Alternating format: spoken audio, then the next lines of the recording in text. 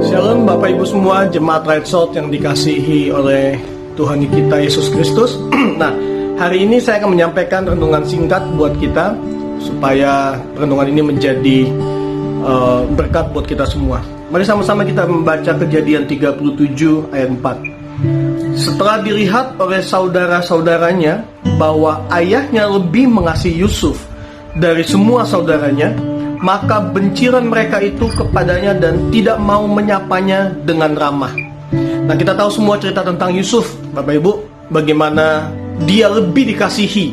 Ya. Nah, ini titik awal daripada bagaimana saudara-saudaranya membenci dia. Kenapa saudaranya membenci dia? Kenapa saudara-saudaranya ingin berniat bahkan sampai membunuh? Ya, yang pasti awalnya karena iri hati. Nah, iri hati timbul dari mana? Nah, iri hati timbul dari, mari kita sama-sama melihat. Dia bilang begini, setelah dilihat oleh saudara-saudaranya bahwa ayahnya lebih mengasihi. Iri hati timbul ketika seseorang melihat banyak kelebihan yang ada pada orang lain.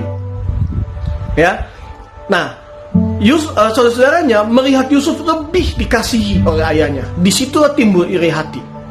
Nah, yang saya mau bilang dari kita semua adalah begini. Penyebab timbulnya iri hati karena kita selalu melihat lebihnya pada orang lain. Ya, iri hati itu timbul melihat lebihnya siapa? Yang sudah pasti melihat lebih orang yang terdekat sama kita. Contoh, tetangga kita, ya kan?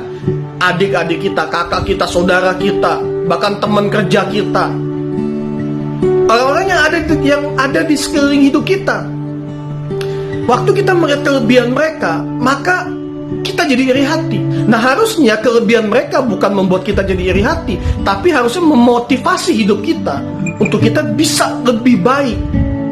Nah, hati-hati di sini, ya. Jangan sampai Bapak Ibu melihat kelebihan orang lain, saudara kita, teman kantor kita, tetangga kita, itu menimbulkan iri hati. Dan saya mau kasih tahu, firman Tuhan bilang gini, iri hati adalah sumber dari segala macam kejahatan.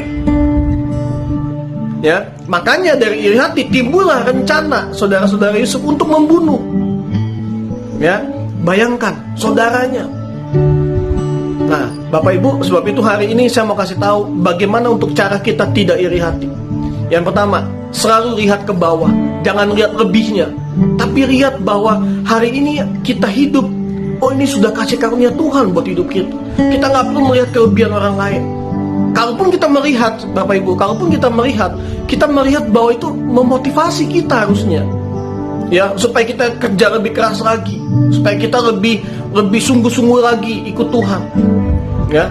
Nah, sebab itu hari ini yang berikutnya saya mau bilang, untuk kita bisa tidak punya iri hati, untuk kita bisa melihat tidak melihat kelebihan orang lain, adalah bersyukur. Ya, waktu kita melihat keadaan kita, orang lain lebih, tapi kita bilang begini sama Tuhan, terima kasih Tuhan. Nah, hari ini saya mau encourage Bapak Ibu bahwa tidak melihat kelebihan orang lain dan mengucap syukur, itu adalah kunci untuk kita bisa tidak iri hati. Kenapa? Karena kita percaya bahwa berkat Tuhan selalu ada buat hidup kita. Saya akan tutup dengan satu pembacaan firman Tuhan. Filipi 4 ayat 13. Segala perkara dapat kutanggung di dalam Dia yang memberi kekuatan kepadaku.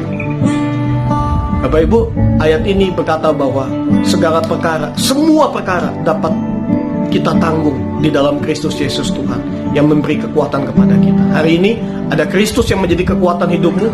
Hari ini ada Yesus yang menjadi sumber kekuatan hidupmu. Dan teruslah berharap bergantung kepada Dia, karena Dia yang mampu memberkati dan memberikan kekuatan kepada engkau. Terima kasih, dan saya berdoa buat Bapak Ibu semua supaya hari ini menjadi hari yang penuh berkat.